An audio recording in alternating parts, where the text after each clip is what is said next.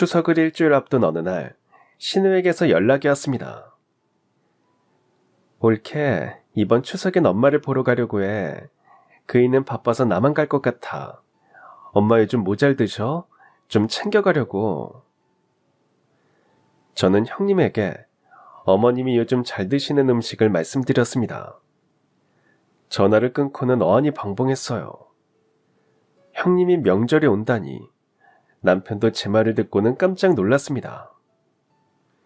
남들이 들으면 이상하다고 하겠지만 부잣집에 시집간 형님은 명절마다 시댁 눈치를 보느라 친정에 오지 못했어요. 어머님이 치매 진단을 받고 저희 집에서 요양한 뒤로도 마찬가지였습니다. 평일에 잠깐 들르는 게 전부였죠. 형님이 오신다니 어머님이 좋아하시겠네. 제 말에 남편도 고개를 끄덕였습니다. 어머님은 5년 전 치매 진단을 받고 최근엔 상태가 많이 안 좋아지셨어요. 가끔은 저를 형님으로 착각하고 왜 이렇게 오랜만에 왔냐며 서운함을 토로하시기도 했습니다. 그런 와중에 형님이 오신다니 어머님이 무척 기뻐하실 거라고 생각했어요. 추석 당일까지 조마조마했는데 정말 형님이 오셨습니다. 그것도 양손 가득 선물 보따리를 들고 말이죠. 생전 뭘 사들고 오시는 일이 없었는데 이번엔 어쩐 일인지 한우이의 전복에 과일 바구니까지 챙겨오셨어요. 그러더니 제 손을 꼭 잡고 고맙다는 인사까지 하셨습니다. 아, 내가 자주 찾아와야 하는데 올케가 늘 고생이 많아. 올케한테 항상 미안하고 고맙고 그래. 그래서 말인데 오늘은 내가 엄마 챙길 테니까 친정에 다녀와. 친정 부모님도 올케 보고 싶으실 텐데 어서 가봐. 갑작스런 제안에 저와 남편은 어리둥절했어요. 형님은 거듭 권유하셨고 저와 남편은 결국 외출 준비를 하게 됐습니다. 가방을 챙기고 신발을 신는데 거실에 우두커니 앉아 계시던 어머님이 황급히 현관으로 나오셨어요. 어디 가요? 가지 마세요.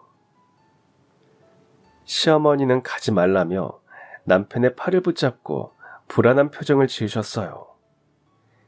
그 사이 형님이 다가와서 어머님의 손을 잡았습니다. 하지만 어머님은 형님을 물끄러미 쳐다보더니 누구시냐며 붙잡은 손을 빼버렸어요. 순간 형님의 얼굴이 굳었습니다. 그러다 이내 표정을 풀고는 시어머니의 손을 다시 잡았어요. 그 사이 저도 어머님을 안심시키기 위해 조심스럽게 말했습니다. 어머님, 저희 잠깐 다녀올게요. 금방 올게요. 하지만 시어머니는 불안한 듯 제 옷깃을 놓지 않으셨어요. 그 사이 형님이 시어머니를 안쪽으로 끌어당기며 저희에게 눈짓했어요. 저희는 그렇게 시어머니와 형님을 뒤로하고 현관문을 나섰습니다. 지하주차장으로 내려오면서도 어쩐지 마음이 무거웠어요. 남편 역시 무언가 마음에 걸렸는지 조심스레 입을 열었습니다. 여보, 엄마가 너무 걱정된다. 나도 어머니가 계속 신경 쓰이네. 오늘따라 제 옷자락을 붙잡고 놓지 않는 어머님의 모습이 계속 눈에 아른거렸어요. 결국 저는 친정에 다시 전화를 걸었습니다. 남편은 차를 돌리며 거듭 저에게 미안하다고 사과했어요. 집이 가까워질수록 왠지 모를 불안감에 가슴이 두근거렸습니다. 어머님 상태가 간혹 안 좋아질 때가 있는데 형님이 곤란을 겪고 있는 건 아닐지 마음이 불편했어요. 남편 역시 초조한 표정으로 입을 굳게 다물고 있었습니다. 그때까지만 해도 몰랐습니다. 설마 그런 충격적인 장면을 마주하리라고는 정말 꿈에도 몰랐어요. 이 이야기를 시작하려면 먼저 남편 가족에 대해 말씀드려야 할 것 같습니다. 저는 외동딸로 자랐어요. 반면 남편에게는 누나가 한 명 있었습니다. 처음 남편 가족을 만났을 때 어머님은 형님 이야기를 참 많이 하셨어요. 우리 지연이가 어릴 때부터 아주 영특했어. 학원 한 번 안 다녔는데 서울 명문대에 턱하니 들어갔고 지금은 내노라 하는 외국계 대기업에서 일하고 있단다. 그 이야기를 들으면서 저 역시 형님이 참 대단하다고 생각했어요. 남편이나 저는 그냥 평범한 직장인이었거든요. 학벌도 직장도 특별할 것 없이 무난하고 평범했습니다. 반면 형님은 어릴 때부터 남달랐다고 해요. 타고난 머리도 있었지만 엄청난 노력파였다고 합니다. 실은 내가 중학생 때 갑자기 아버지가 사고로 돌아가셨거든. 그래서 집안 사정이 어려워졌어. 평생 가정주부로 살아온 어머님이 갑작스레 생계를 책임지게 됐으니 여러모로 막막한 상황이었다고 해요. 당시 형님은 수험생이었는데 학원비 같은 건 꿈도 못 꾸는 상황이었죠. 그 와중에 형님은 장학금을 받고 대학에 들어가기 위해 악착같이 공부했다고 합니다.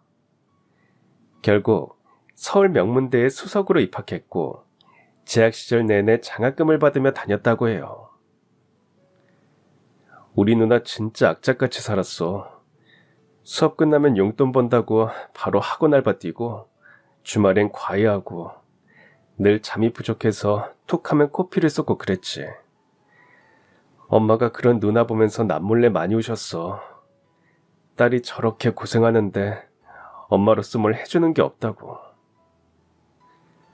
그렇게 피나는 노력을 한 끝에 형님은 좋은 성적으로 대학을 졸업하고 곧바로 외국계 대기업에 취직했다고 합니다. 어머님은 그런 형님을 정말 자랑스러워 하셨어요. 그러던 어느 날 시누이가 결혼정보업체에 등록했다는 소식을 들었습니다. 나 이제 편하게 살고 싶어. 그래서 경제적으로 여유 있는 사람 만날 거야. 남편에게 이렇게 말했다고 합니다. 그리고 얼마 지나지 않아 형님은 정말 부잣집 남자를 만났어요. 대대로 사업을 하는 집안이라 경제적으로 정말 여유로운 집안이었죠. 시누이는 그 남자와 결혼하기로 했고 곧 결혼 준비가 시작됐습니다. 그런데 문제는 거기서부터 시작됐어요. 상대 집안이 워낙 부유하다 보니 어머님께서 수준을 맞춰야 한다는 생각에 무리하게 혼수를 준비한 겁니다. 최신형 가전제품부터 고가의 침대와 소파, 식탁 같은 가구들까지 당시 유행하던 혼수 품목들을 최대한 갖추려고 노력하셨어요. 예물도 상대 집안에 밀리지 않게 준비하셨다고 합니다. 딸이 명문대까지 갔지만 등록금도 제대로 못 내준 미안함에 더욱 무리하셨던 것 같아요. 그때 아버지가 남긴 돈을 거의 다 쓰신 것 같아 나도 나중에 알았어. 어머님은 아버님이 남기고 간 보험금과 퇴직금 중 상당 부분을 형님의 혼수에 쏟아부었습니다. 딸이 부잣집에 가서 무시당할까봐 여러모로 무리를 하신 거죠. 그 결과 몇 년 후 남편과 제가 결혼할 때는 시댁에서 거의 지원을 못 해주셨습니다. 신혼집 전세금도 남편과 제가 모은 돈에 대출을 받아 마련했죠. 어머님은 이 점을 내내 미안하게 생각하셨어요. 그 후 저와 남편은 시댁 근처에 신혼집을 구했습니다. 저희 부모님은 두 분이 함께 계시고 근처에 친지분들이 많이 계셔서 걱정이 없었어요. 반면 시어머니는 혼자 사셨고 근처에 챙겨줄 사람도 많지 않았습니다. 형님은 부잣집에 시집간 후로 왕래가 뜸해졌어요. 아휴, 딸은 시집가면 남이 된다더니 정말 그런가 봐. 어머님은 남편에게 자주 서운함을 토로하셨습니다. 그러고는 명절이 오기만 해 손꼽아 기다리셨어요. 하지만 형님은 명절에도 친정에 오지 못했습니다. 그리고 다음해 명절에도 형님은 오지 못했습니다. 전화도 점차 뜸해졌어요. 그렇게 시간이 지나면서 어머님의 태도도 조금씩 변했습니다. 시집간 딸이 시댁 눈치 봐야지 어쩌겠니. 그래도 좋은 집에 시집가서 잘 사니까 그걸로 위안을 삼아야지. 그렇게 스스로를 위로하시면서 형님에 대한 기대 수준을 낮추셨어요. 저는 이 모든 과정을 며느리 입장에서 지켜봤습니다. 형님에 대한 어머님의 기대와 실망, 그리고 체념의 과정을요. 명절 때마다 형님 자리는 비어 있었고 어머님은 우리 딸 잘 지내고 있겠지라며 혼잣말을 중얼거리시곤 했습니다. 남편도 형님과 연락이 뜸해지면서 점점 멀어지는 것 같았어요.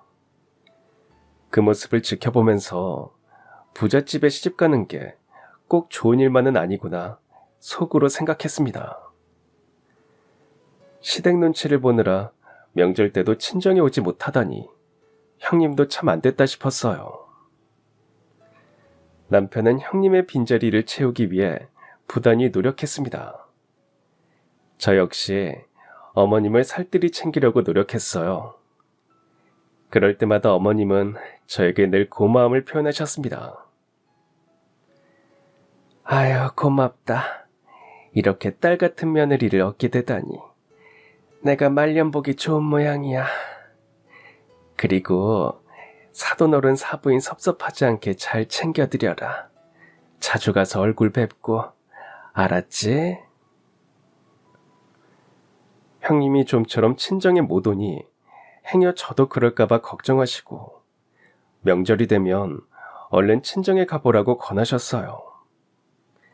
그렇게 늘 저를 배려하고 챙겨주시니 저도 더 잘하게 됐습니다. 남편 역시 저희 집에 참 잘했어요. 그 사이 저는 아이를 가졌고 따스한 봄날에 아들을 출산했습니다. 양가에 경사가 따로 없었죠. 저희 부모님이나 어머님이나 손주 보는 낙으로 하루하루를 살고 계셨습니다. 하지만 행복은 그리 오래가지 않았습니다. 친정에 청천벽력 같은 소식이 날아들었기 때문이죠.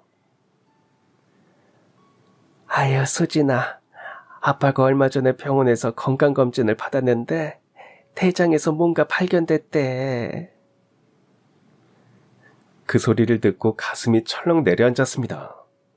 설마 하는 불길한 예감이 들었죠. 아빠는 곧바로 대형병원에 가서 정밀검사를 받으셨고 대장암 판정을 받으셨습니다. 날벼락 같은 소식에 친정은 초상집 분위기가 되었습니다. 그나마 다행인 건 말기가 아니라는 점이었어요. 2기 정도였는데 당장 수술과 항암 치료를 받아야 하는 상황이었죠. 병원에선 빨리 수술하면 완치 가능성이 높다고 했습니다. 그런데 상황이 참 여유롭지 않았어요. 그 무렵 제가 아이를 낳고 육아휴직 중이었거든요. 육아휴직 급여는 받고 있었지만 원래 받는 돈에 비하면 턱없이 부족했어요. 게다가 저는 외동딸이었습니다. 형제자매가 있다면 경제적 부담을 나눌 수 있었을 텐데 아빠 병원비에 생활비까지 저 혼자 모든 걸 감당해야 하는 상황이었죠. 저는 막막한 마음에 남편에게 조심스럽게 고민을 털어놓았습니다. 여보, 아빠가 대장암이라서 당장 수술하고 항암 치료를 받아야 한대. 진짜? 말기는 아닌 거지? 치료하면 괜찮아지시는 거지? 근데 병원비도 그렇고 이래저래 걱정이야. 괜찮아, 걱정하지 마. 병원비야 우리가 도와드리면 되지. 우리 형편도 빠듯하잖아. 지금은 당신 혼자 벌고 있는데. 그렇게 말하는데 목소리가 떨렸어요. 남편에게 짐이 되는 것 같아서 미안했고 아빠 생각을 하니 눈물이 났어요. 하지만 남편은 무슨 소리냐는 듯 딱 잘라 말했습니다. 무슨 소리야. 당연히 도와드려야지. 돈은 어떻게든 마련할 테니까 지금은 장인어른 치료에만 전념하자. 알았지? 남편의 흔쾌한 태도에 감동하면서도 한편으로는 걱정이 됐습니다. 그렇게 며칠을 초조하게 보냈어요. 그나마 다행인 건 엄마가 따로 가입해두신 암보험이 있다는 점이었어요. 그 돈으로 수술비와 항암치료비 상당 부분을 커버할 수 있었습니다. 하지만 당장 두 분의 생활비가 문제였습니다. 아빠가 택시기사 일을 하면서 생활비를 벌고 계셨는데 수술하고 항암치료를 받으면 그동안은 일을 할 수 없었어요. 엄마 역시 아빠를 간병해야 하니 일을 구할 수 없었고요. 아무리 두 분이 아껴 쓰신다고 해도 매월 나오는 관리비에 공과금 같은 건 어떻게 해야 하나, 그런 걱정에 며칠 동안 밤잠을 설쳤습니다. 그런데 남편이 먼저 아빠에게 전화해서 그 이야기를 꺼냈어요. 먼저 아빠의 안부를 물은 남편은 이후 조심스럽게 생활비 이야기를 꺼냈습니다. 장인어른, 많진 않더라도 매달 생활비를 조금씩 보내드리려고 합니다. 아유, 아니야. 너희 애도 있는데 그럴 것 없다. 괜찮아. 모아놓은 돈이 있어. 그건 두 분 노후를 대비해서 모아둔 돈이잖아요. 제가 능력이 있으면 많이 드릴 텐데 조금밖에 도와드리지 못해 죄송할 따름이죠. 결국 부모님은 남편의 권유를 받아들이셨습니다. 저는 남편에게 고마운 마음을 전했어요. 그러자 남편은 제 어깨를 토닥이며 이렇게 말했습니다. 결혼하면 장인어른 장모님도 내 부모나 마찬가지잖아. 더 도와드리지 못해 죄송할 따름이지. 사위가 아들이라는데 이번에 아들 노릇 제대로 해봐야지. 남편은 그 후 주말 근무를 자청했습니다. 주말에 일을 하면 특근 수당이 나왔거든요. 그럼 당신은 언제 쉬어? 평일에도 일하고 주말에도 일하면 쉬는 날이 없잖아. 괜찮아. 틈틈이 쉬면 돼. 주말 특근비는 따로 모아서 장인어른 장모님께 보내드리자. 그 후 남편은 그 말대로 주말 특근비를 오롯이 친정 부모님께 보내드렸습니다.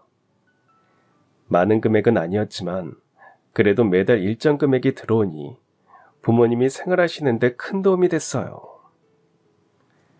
그 사이 남편은 쉬지 않고 일했습니다.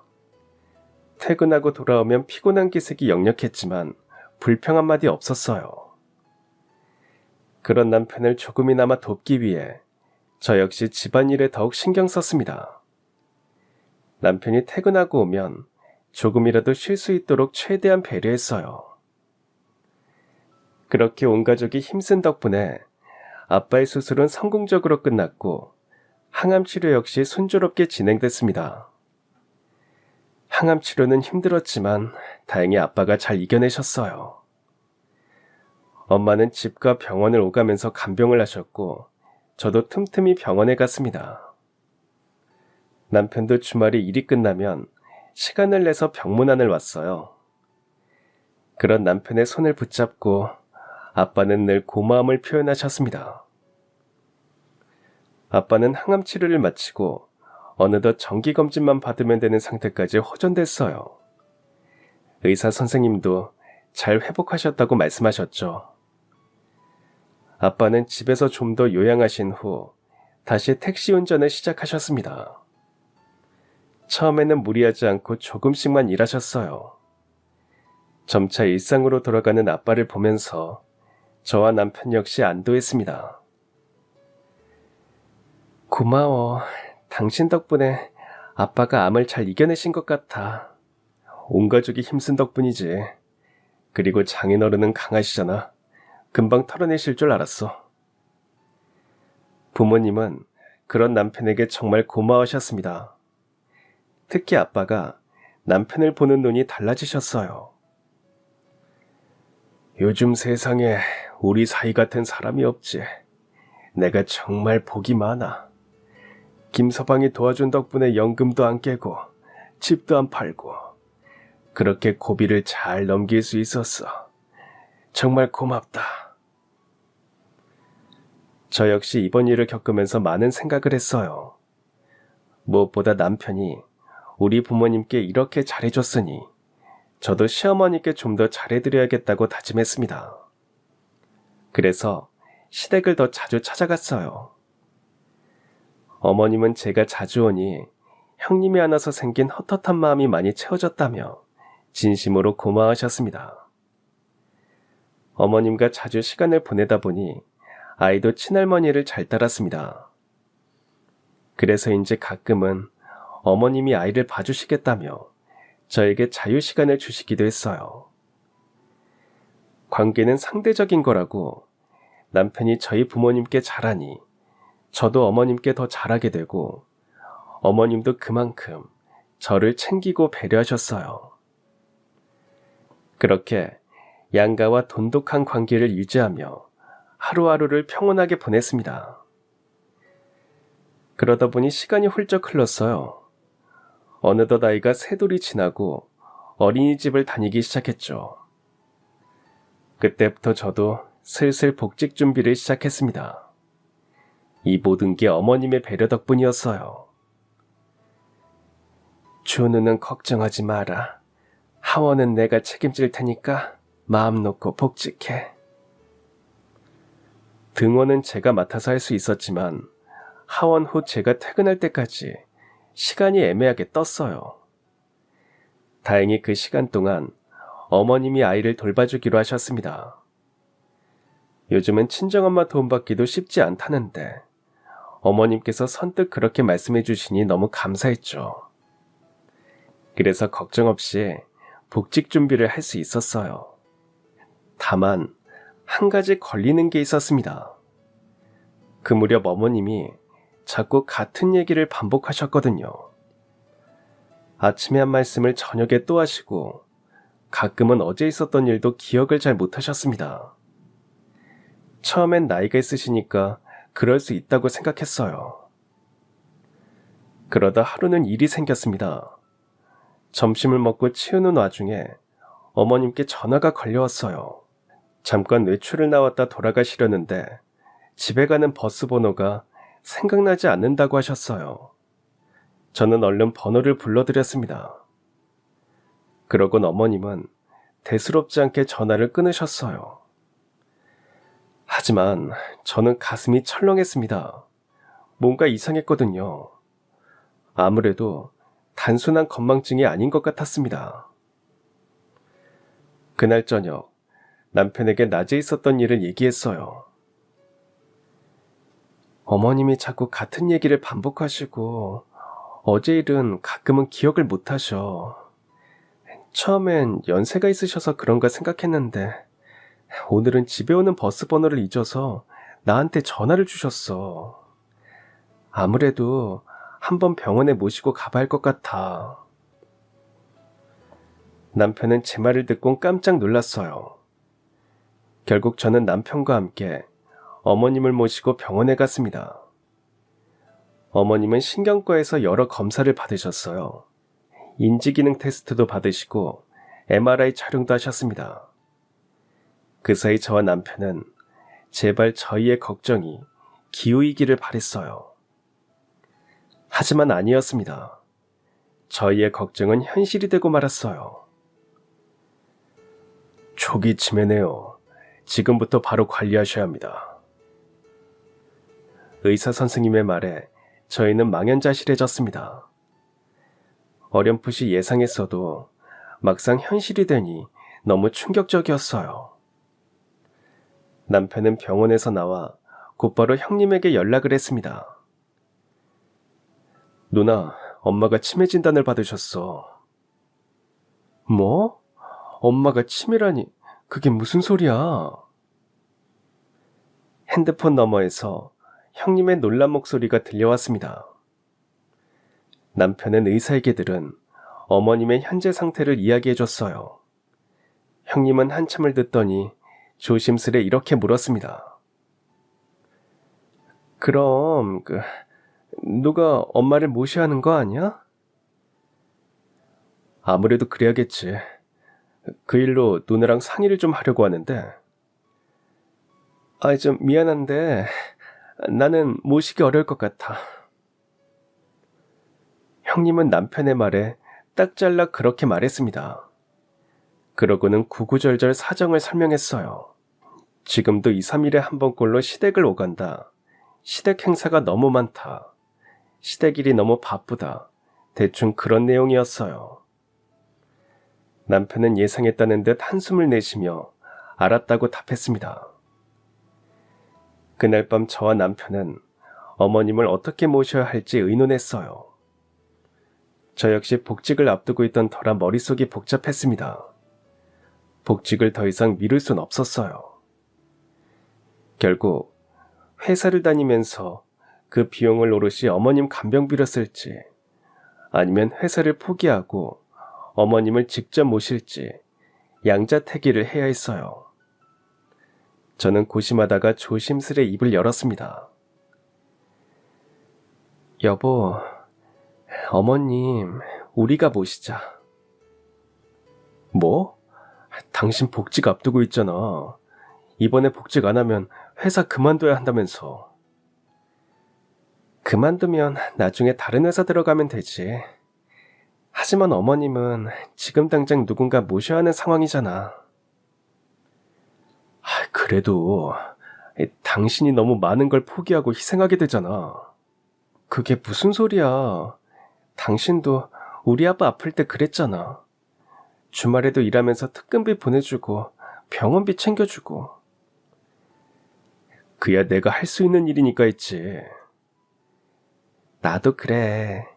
내가 할 수 있는 일이니까 하는 거야. 조금 힘들더라도 당신이랑 내가 모시자. 그 편이 어머님께도 좋을 거야. 여보, 고마워. 정말 고마워.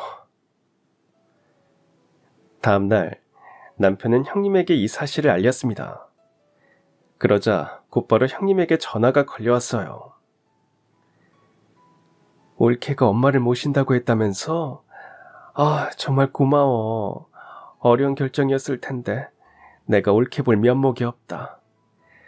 올케가 이렇게 애쓰는데 나도 뭐라도 해야지. 병원비는 내가 책임질 테니까 걱정하지 마. 조만간 찾아갈게. 도와줘서 정말 고마워. 형님은 그렇게 거듭 감사 인사를 하고 전화를 끊었어요. 며칠 후 저희는 어머님을 집으로 모셨습니다. 어머님이 살던 집은 일단 전세로 내놓기로 했어요. 어머님은 아들 집에 얹혀 살게 됐다는 사실에 너무도 미안해하셨습니다. 아유, 미안하다. 이렇게 얹혀 살게 되다니. 내가 너희한테 큰 폐를 끼치는구나. 아니에요. 어머님도 제가 아이 낳고 육아를 힘들어할 때 많이 도와주셨잖아요. 가족이 서로 돕는 게 당연한 거죠. 편하게 지내세요. 어머님이 편하셔야 저도 편해요. 그렇게 저와 남편, 아이와 어머님이 함께하는 삶이 시작됐어요. 처음엔 어색했지만 식구 모두 금방 적응하게 됐습니다. 어머님은 상태가 더 나빠지지 않도록 최선을 다하셨어요. 산책도 열심히 다니셨고 밤엔 꼭 자기 전에 아이에게 책을 읽어주셨습니다. 책 읽는 게 치매 예방에 좋대. 이렇게 우리 손주한테 책을 읽어주니 좋구나. 아이 역시 할머니와 나란히 앉아 책 읽는 걸 무척 좋아했어요. 저도 기꺼운 마음으로 어머님을 챙겼습니다. 치매에 좋다는 음식을 찾아서 해드리고 산책길엔 항상 함께했어요. 그 사이 형님이 저희 집에 찾아왔습니다. 형님은 어머님을 보고 목이 메인지 한참 동안 아무 말도 못했어요. 엄마 미안해. 내가 그동안 너무 무심했지. 아유, 아니야. 너도 사는 게 바빠서 그랬지 뭐. 그 사이 새아가가 나를 얼마나 살뜰히 챙겨줬는지 그저 새아가한테 고마울 따름이다. 올케, 정말 고마워. 그리고 미안해. 아, 아니에요, 형님. 형님과 어머님은 그동안 밀린 이야기를 나눴습니다. 1시간 정도 지났을까요? 형님 핸드폰으로 전화가 걸려왔어요. 형님은 전화를 받곤 곧바로 자리에서 일어났습니다. 어머, 벌써 가시게요? 지금 바로 들어오라고 하시네. 엄마, 나 가볼게. 한창 이야기를 나누다가 갑자기 형님이 간다고 하니 어머님은 내심 서운한 듯 했어요. 그런 어머님의 마음을 잘 알기에 저는 현관문까지 형님을 배웅하며 이렇게 말했습니다. 형님, 어머님이 형님을 많이 보고 싶어 하셨어요. 바쁘시더라도 종종 와주세요. 알겠어. 조만간 다시 올게. 신우는 그렇게 말하고 돌아갔습니다. 하지만 병원비에 대한 얘기는 따로 하지 않았어요. 그 후 남편에게도 별다른 말이 없었습니다. 병원비 얘기는 따로 없으셨지?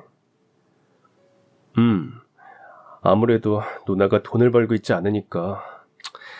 그래서 시댁돈 쓰기 눈치 보이는 모양이야. 남편 역시 난처한 듯 말끝을 흐렸어요. 그땐 서운한 감정보다 형님도 참 안 됐다는 생각이 들었어요. 부잣집에 시집간다고 다 좋은 게 아니구나. 내 부모 얼굴도 마음껏 보러 오지 못하고 돈도 제대로 못 쓰고 형님도 나름 힘든 입장인 것 같았습니다. 그래서 저 역시 병원비에 대해 별다른 말을 하지 않았어요. 언젠가 챙겨주면 그때 감사히 받자. 그렇게만 생각하고 말았습니다. 어머님을 모신 후 1년 정도는 어머님 상태가 괜찮았습니다. 하지만 시간이 흐르면서 점차 상황이 악화되기 시작했어요. 어머님의 기억력이 점점 더 나빠졌거든요. 같은 질문을 하루에도 몇십 번 반복하시고 어제 뭘 했는지, 아침에 뭘 먹었는지도 기억을 못하실 때가 많았습니다. 시간이나 요일도 점차 헷갈려 하셨어요. 때로는 지칠 때도 있었지만 티내지 않으려고 노력했습니다. 지금 가장 속상한 사람은 어머님이라는 걸 잘 알았기 때문이죠. 어느 순간부터는 어머님이 저를 종종 형님으로 착각하기 시작했어요.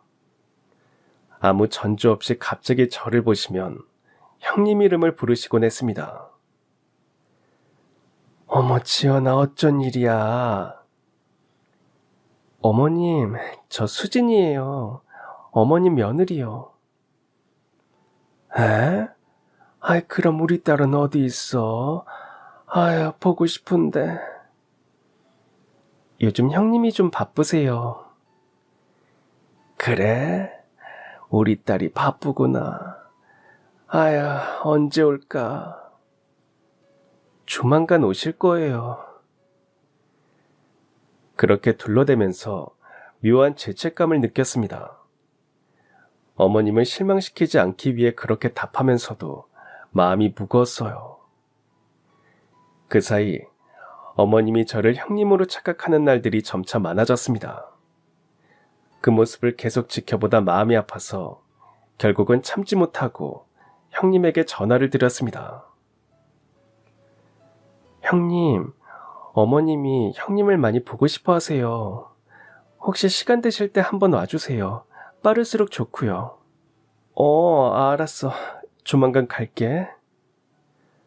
그렇게 통화를 마치고 어머님께도 말씀드렸습니다. 어머님, 형님이 조만간 온대요. 아유, 정말? 우리 딸이 온대? 네, 조만간 온대요. 어머님은 그날부터 형님이 오기를 기다리셨어요. 아침에 눈을 뜨면 현관 앞을 기웃거리며 오늘은 올까 하며 혼잣말을 중얼거리셨습니다. 하지만 일주일이 지나고 2주일이 지나도 형님은 오지 않았어요. 저는 결국 다시 형님에게 연락을 드렸습니다. 형님, 많이 바쁘세요? 아유, 미안해, 올케. 요즘 시댁에 일이 워낙 많아서 이번 달 안엔 꼭 갈게. 그렇게 미루고 미루다 한 달쯤 지나서 드디어 형님이 집으로 왔어요. 형님의 얼굴을 보자마자 어머님의 얼굴에 미소가 번졌습니다. 하지만 형님은 1시간도 채 앉아있지 않았습니다. 형님이 자리에서 일어나니 어머님이 아쉬운 얼굴로 따라서 일어났어요. 어머님의 풀죽은 모습을 보고 있자니 마음이 무거웠어요. 그렇게 형님은 제가 전화를 해야 마지못해 와선 1시간도 안 돼서 자리에서 일어나곤 했습니다. 매번 기대하며 기다리던 어머님은 형님이 그렇게 가면 한참 동안 방 안에 들어가서 나오지 않으셨어요. 그런 어머니 모습이 안쓰러워서 하루는 형님에게 조심스레 물었습니다. 형님, 시댁일이 많이 바쁜 거예요? 그것도 그런데 실은 엄마 그런 모습을 보는 게 너무 마음이 아파. 그래서 오래 못 있겠어. 그 말을 들으면서 솔직히 좀 너무하다는 생각이 들었어요. 엄마가 자기 딸을 저렇게 보고 싶어 하는데 아픈 엄마를 위해 조금 더 있을 수는 없나 그런 생각이 들었거든요. 지금 가장 아프고 힘든 건 어머님일 텐데 말이죠. 그런 서운함이 제 마음속에 생기기 시작했어요. 하지만 겉으로 표현하진 않았습니다. 대신 어머님을 더욱 잘 돌보려고 노력했어요. 시간이 지나면서 어머님도 변하셨습니다. 점차 형님에 대한 질문이 줄어들더니 어느 순간부터는 더 이상 형님을 찾지 않으셨어요. 그 대신 저를 많이 찾고 의지하셨습니다. 가끔은 어머님의 낡은 소품을 조심스레 저에게 건네주기도 하셨어요. 그럼 저는 감사하다고 인사하며 소중히 받아들었습니다. 그렇게 또 몇 년이 흘렀어요. 그 사이 저와 어머님은 서로를 위하며 살아갔습니다. 물론 어머님의 치매 증상이 심해져서 힘들 때도 있었습니다. 하지만 저는 묵묵히 감내했어요. 남편 역시 그런 저에게 고마워하며 더욱 잘했습니다. 동시에 저희 친정에도 참 잘했어요. 여보 너무 고마워. 이걸 다 어떻게 갚아야 할지 모르겠다. 가족끼리 그런 게 어딨어. 그냥 당신이나 나나 양가 부모님께 최선을 다하자. 그렇게 지내니 힘든 일도 함께 이겨낼 수 있었어요. 그 사이 저나 남편도 형님에 대한 기대를 서서히 접게 됐죠. 그러던 차에 갑자기 형님으로부터 연락이 온 겁니다. 올케, 이번 추석엔 엄마 뵈러 가려고 해. 전화로 그렇게 얘기할 때만 해도 정말 오려나 싶었는데 추석 당일 형님이 진짜 나타났습니다. 오늘은 내가 엄마 챙길 테니까 친정 다녀와. 그러곤 선뜻 이렇게 말씀하셨어요. 저와 남편은 형님의 권유에 집을 나섰어요. 하지만 내내 불안했습니다. 어머님이 형님을 기억하지 못하고 계속 저와 남편만 찾았기 때문이죠. 남편 역시 그런 어머님의 모습을 마음에 걸려있고 저희는 결국 차를 돌리게 되었어요. 그리고 현관문 앞에 도착했을 때 안에서 들려오는 고성에 남편이나 저나 화들짝 놀랐어요. 남편은 서둘러 문을 열었습니다. 순간 눈앞에 펼쳐진 장면은 악몽 같았어요. 마치 도둑이라도 든 듯 난장판이 된 집 안에서 어머님과 형님이 실랑이를 벌이고 있었거든요. 서랍은 죄다 열려있고 바닥엔 온갖 집기류들이 흩어져 있었습니다. 저희가 갑자기 들이닥치자 형님이나 어머님이나 놀라서 그 자리에서 멈춰섰어요. 그 사이 어머님은 얼른 제 뒤로 와서 숨으셨습니다. 그러더니 벌벌 떨면서 알 수 없는 말을 중얼거리셨어요. 아유, 인감도장 없어요. 인감도장 없어요. 이게 대체 무슨 말인가 싶어 어리둥절해 있는데 그 사이 남편이 바닥에 떨어진 종이를 주워들었어요. 종이를 훑어본 남편은 경악했습니다. 아니, 이게 대체 뭐야? 남편의 놀라는 소리에 저 역시 종이를 확인했어요. 그건 부동산 매매 위임장이었습니다. 어머님 명의로 된 아파트를 매매하려는 서류였죠. 남편은 서류를 확인하고는 날카로운 목소리로 물었습니다. 누나, 이게 대체 뭐야? 뭘 하려던 거야? 남편의 날선 물음에 형님은 멈칫했어요. 그러다 자포자기한 듯 진실을 털어놓았습니다. 급하게 돈이 필요해서 그래. 어차피 엄마는 네가 모시고 살고 있잖아. 그럼 나한테 먼저 상의했어야지. 나랑 집사람 자리 비운 사이에 아픈 엄마를 두고 대체 뭐 하는 짓이야? 상황이 워낙 급해서 그랬어. 어차피 엄마 돌아가시면 너랑 나랑 받을 돈이잖아. 뭐? 지금 그게 할 소리야? 엄마 아직 멀쩡히 살아계셔. 그렇다고 다시 그 집으로 돌아가진 않으실 거 아니야. 일단 팔고 나서 얘기하자. 시댁이 그렇게 잘 사는데 왜 여기 와서 그래? 뭐가 그렇게 급한 거냐고. 다짜고짜 집부터 팔자는 형님을 보며 남편이 결국 참지 못하고 물었어요. 그러자 형님 입에서 뜻밖의 이야기가 나왔습니다. 지금 시댁 상황이 좀 어려워. 사업이 안 풀려서 급하게 돈이 필요해. 그 이야기를 들으니 비로소 상황을 이해할 수 있었어요. 신혼의 시댁 사업이 기울면서 신혼 남편까지 경제적 어려움에 빠진 듯 했습니다. 하지만 아무리 그래도 이건 아니지 싶었어요. 어머님 아파트는 명백히 어머님 재산이었습니다. 아무리 치매를 앓고 계신다고 하지만 정신이 또렷이 돌아오실 때도 많았어요. 그럴 때 어머님께 먼저 상황을 설명드리고 도움을 요청하는 게 맞다는 생각이 들었습니다. 남편 역시 같은 생각인 듯 형님을 매섭게 몰아붙였어요. 아무리 상황이 그래도 그 아파트는 명백히 엄마 재산이야. 그럼 엄마한테 먼저 양해를 구해야지. 엄마 어차피 제정신 아니잖아. 너랑 이렇게 입씨름할 시간 없어. 그냥 너랑 나랑 얘기해. 그럼 되잖아. 형님은 뭐가 그렇게 급한지 막무가내였어요.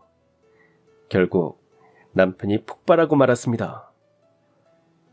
뭐라고? 말 함부로 하지 마. 난 어머니 동의 없이 그 아파트 처분할 생각 없어. 그러니까 엄마 괜찮으실 때 그때 찾아와서 정중하게 부탁해. 그리고 당장 나가. 지금은 더 얘기하고 싶지 않으니까. 남편은 단호하게 말하고 형님을 집 밖으로 내쫓았습니다. 저는 이 일로 신우를 다시 보게 됐어요. 평소 우아하고 고상해 보이던 사람의 반전 면모를 목격한 듯 했죠. 치매로 고생하는 엄마를 속이고 마지막 남은 재산까지 팔아치우려 하다니 사람이 어떻게 그럴 수 있나 싶었어요. 어머님, 괜찮으세요? 많이 놀라셨죠? 형님이 나가고 저는 시어머니를 살폈습니다. 어머님은 여전히 바르르 떨고 계셨어요. 저는 그런 어머님의 어깨를 조심스레 감싸 안았습니다. 어머님 괜찮아요. 이제 다 끝났어요. 그런데 그 순간 어머님이 갑자기 자리에 주저앉으셨어요. 그러더니 오열하기 시작하셨습니다. 남편 역시 갑작스런 어머님의 오열에 깜짝 놀랐어요. 그 사이 어머님의 입에서 가느다란 탄식이 터져 나왔습니다. 아이고 우리 딸이 어떻게 나한테 이러니? 그러더니 더는 말을 잇지 못하셨어요. 그 순간 저와 남편은 깨달았습니다. 어느 순간부터 어머님의 정신이 돌아와 있었던 거예요. 형님이 쏟아낸 말들, 그 끔찍한 계획을 모두 들으신 겁니다. 그 사이 남편이 시어머니 옆에 앉아서 어깨를 감싸 안았습니다.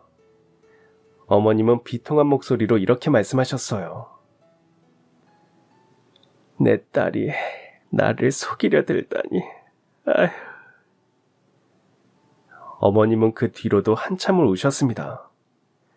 실망과 분노, 서운함과 배신감, 그 모든 게 한데 뒤엉켜 좀처럼 감정을 추스르지 못하셨어요.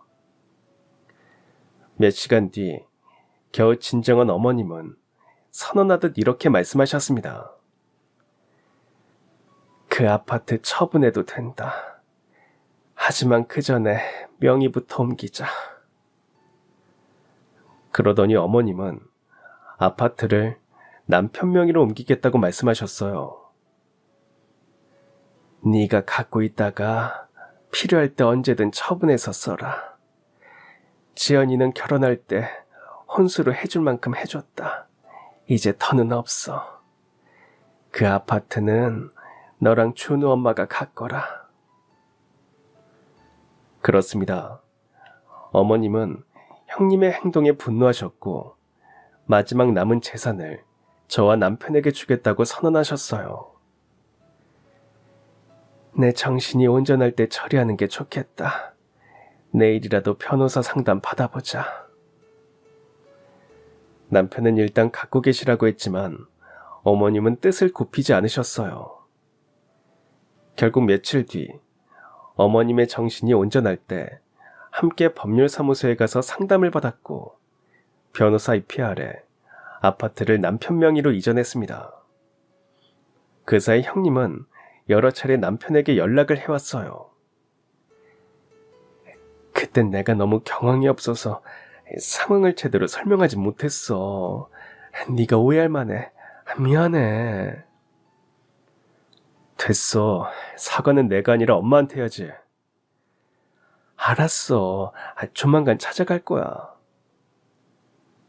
하지만 이번엔 어머님이 형님을 보지 않겠다고 선언하셨어요. 눈 감는 그 순간까지 네 누나 얼굴은 보고 싶지 않다. 형님은 결국 남편에게 매달렸습니다. 내가 오죽하면 이러겠니. 그 아파트 팔면 그래도 몇 억은 되잖아. 누나 좀 도와줘. 그동안 어머니 아플 때 뭐 했어? 이제 와서 돈이 필요하니까 이러는 거야? 결국 남편 역시 어느 순간부터 더 이상 형님 전화를 받지 않았어요. 어머님은 그 사건 이후 빠르게 상태가 안 좋아지셨습니다. 결국 1년 남짓 투병하시고는 세상을 떠나셨어요. 아마도 형님에 대한 마음의 상처가 매우 컸던 것 같습니다. 평생 믿고 자랑스러운 딸이었는데 자신을 그렇게 대했다는 것에 대해 눈을 감는 그 순간까지도 원통해 하셨어요. 어머님의 임종을 지키지 못한 형님은 심통한 표정으로 장례식장에 찾아왔어요. 1년 정도 못 본 사이 사람이 어딘가 수척해져 있었습니다. 형님은 남편을 보자마자 아파트를 어떻게 했는지부터 물었어요. 그 아파트 아직 안 팔았지? 아파트를 물을 게 아니라 매형이 어디 있는지 그 얘기부터 해야지. 아무리 그래도 장모님 장례식 때는 와봐야 하는 거 아니야? 남편의 물음에 형님은 대답하지 않았어요. 지금 그게 중요한 게 아니잖아. 아파트 이제 정리할 수 있는 거지? 그 모습에 정이 뚝 떨어졌는지 남편은 차갑게 대꾸했습니다. 엄마가 명의를 내 쪽으로 넘겨주셨어. 그 얘기를 듣자 형님의 얼굴이 창백해졌어요. 그게 무슨 소리야? 그걸 네 명의로 넘겨서 뭘 어쩌자는 거야. 나도 엄연히 자식인데. 그러더니 형님은 유류분 소송을 하겠다고 말했습니다. 마음대로 해. 난 어머니 뜻을 거스를 생각 없으니까. 남편과 형님은 그 후 장례식 내내 말 한마디 섞지 않았습니다. 형님의 시댁 식구들은 끝내 모습을 드러내지 않았어요. 형님의 남편 역시 마찬가지였습니다. 처음엔 뭐 이런 집안이 다 있나 싶었는데 나중에야 진실을 들을 수 있었어요. 장례가 끝나고 며칠 뒤 변호사 상담을 마친 형님이 다시 저희 부부를 찾아왔기 때문이죠. 시어머님이 증여할 당시 의사 능력이 있었고 지난 5년 동안 간병 및 생활보조 등 장기간 봉양에 대한 대가로 증여되었기 때문에 유류분 산정에서 제외된다는 걸 안 형님은 저희를 찾아와서 눈물로 호소했습니다. 엄마 장례식 때 그이가 못 온 건 다 이유가 있어서 그래. 지금 구치소에 있거든. 형님이 어렵게 꺼낸 이야기에 저나 남편이나 깜짝 놀랐습니다. 알고 보니 형님네 시댁 상황은 지난 1년 사이 악화일로를 걸은 듯 했어요. 망하기 일보 직전인 사업에 무리해서 투자금을 끌어오다가 결국 사기죄로 고소를 당하고 만 겁니다. 이 일로 형님 남편은 구치소에 수감되었고 집안이 발칵 뒤집혔다고 해요. 이대로 가면 사기죄로 징역을 살 수도 있대. 어떻게 합의금이라도 좀 마련해주면 안 되겠니? 그 말을 들으면서 남편은 침묵했습니다. 그 사이 형님은 시댁 상황을 구구절절 설명했어요. 누나는 시댁만 식구고 우린 식구가 아니야? 시집간으로 우린 완전 뒷전이었잖아. 엄마가 아파서 몸 좀 눕고 누나를 그렇게 애타게 찾을 때 한 번이라도 먼저 와서 들여다본 적 있어? 남편의 말에 형님은 아무 대답도 못했어요. 아마 입이 10개라도 할 말이 없었을 겁니다. 저 역시 어머님이 돌아가시기 전에 저에게 남긴 유언을 떠올렸어요. 네가 딸보다 더 딸 같은 며느리였다. 신우한테 절대 이런 한 푼 주지 말아라. 결국 남편은 형님의 요청을 거절했고 그 일로 두 사람은 거의 의절하게 되었습니다. 완전히 남남처럼 지내게 된 거죠. 그 이후로는 서로 연락도 없었고 만남도 없었어요. 저는 가끔 생각합니다. 만약 형님이 그렇게 몰래 아파트를 팔려고 하지 않고 남편과 어머님께 솔직한 사정을 말했다면 어땠을까 하고요. 남편과 어머님의 성정상 도와줬을 겁니다. 어머님을 속이지 않고 사업이 어려졌다, 도움을 달라고 간절히 부탁했다면 어머님도 하나뿐인 딸을 위해 뭔가 해주려고 하셨을 거예요. 어쩌면 이 모든 일을 형님이 자초한 게 아닐까, 그런 생각에 씁쓸해지고는 합니다. 오늘 제 사연은 이걸로 마치겠습니다. 긴 이야기를 들어주셔서 감사합니다. 그럼 지금까지 사연 들어주셔서 감사합니다. 사연이 재밌으셨다면 구독과 좋아요 부탁드려요. 감사합니다. 안녕히 계세요.